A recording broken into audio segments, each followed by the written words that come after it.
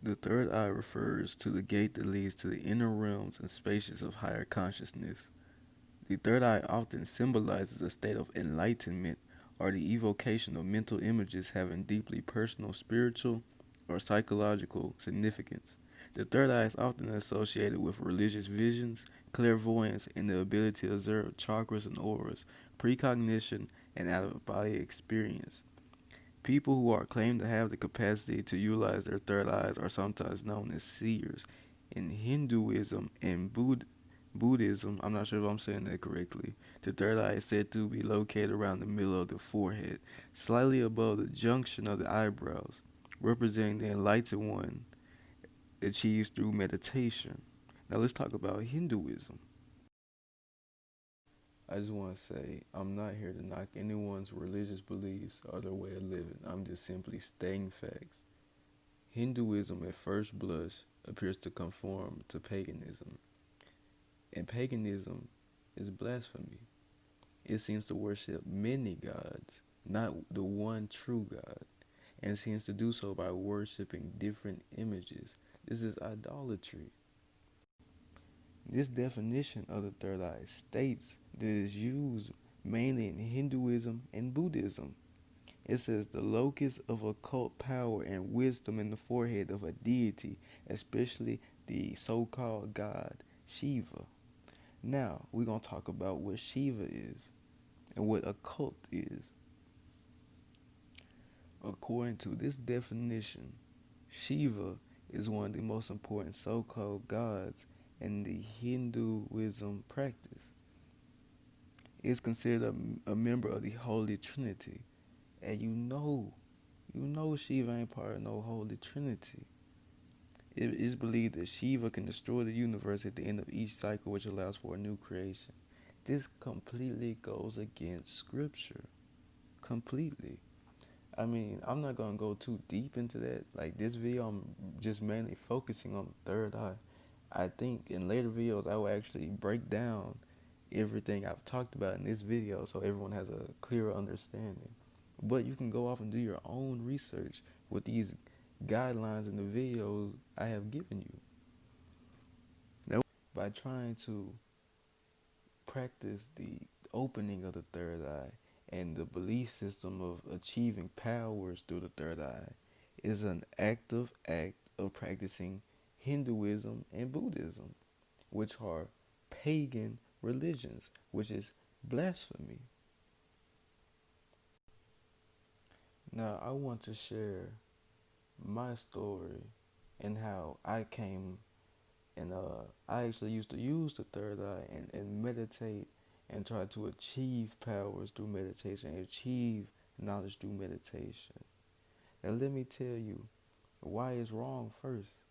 Trying to achieve knowledge from divine places when Jesus, God, told us if we want knowledge, go read our Bibles.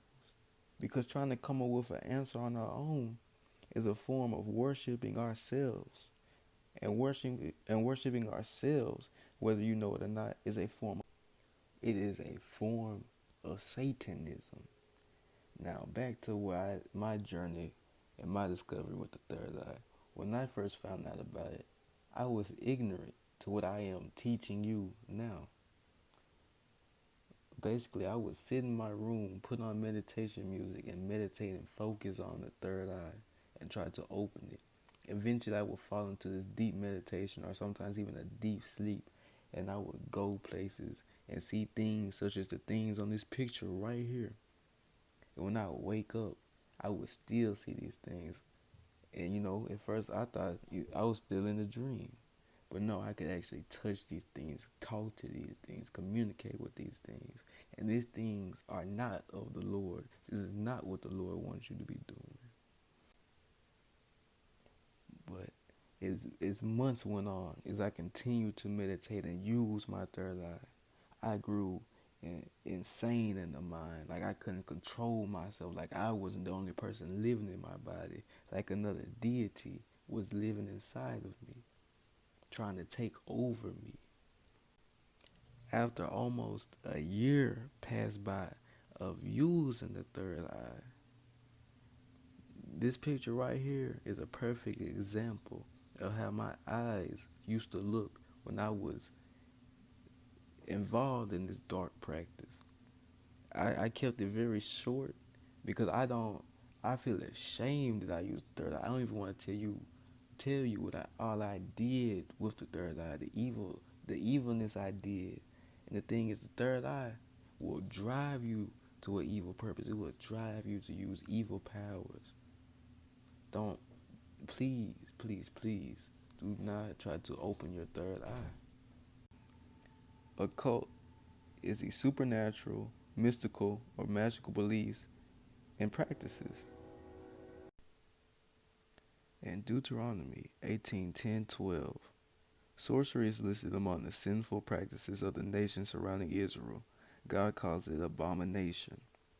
There shall not be found among you anyone who practices divination or tells fortunes or interprets omens, or a sorcerer or a charmer, a medium or a necromancer, or one who inquires of the dead.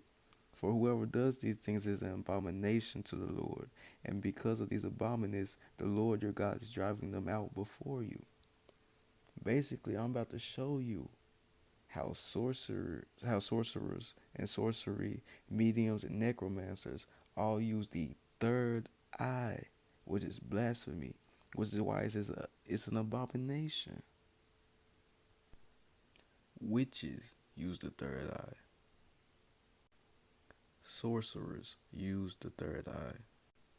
Sorceress use the third eye. Right here, you can clearly see sorcery is an occult practice, which means the third eye is an occult practice. And like I was saying before, occult is not of God. All of the things right here listed that the third eye is associated with, such as visions, clairvoyance, the ability to observe chakras and auras, precognition, and out-of-body experience. These are all things that sorcerers and witches and mediums did. And if you read Deuteronomy, it says these things are abomination in the Lord's eyes, which means it is blasphemy. It's not right to practice.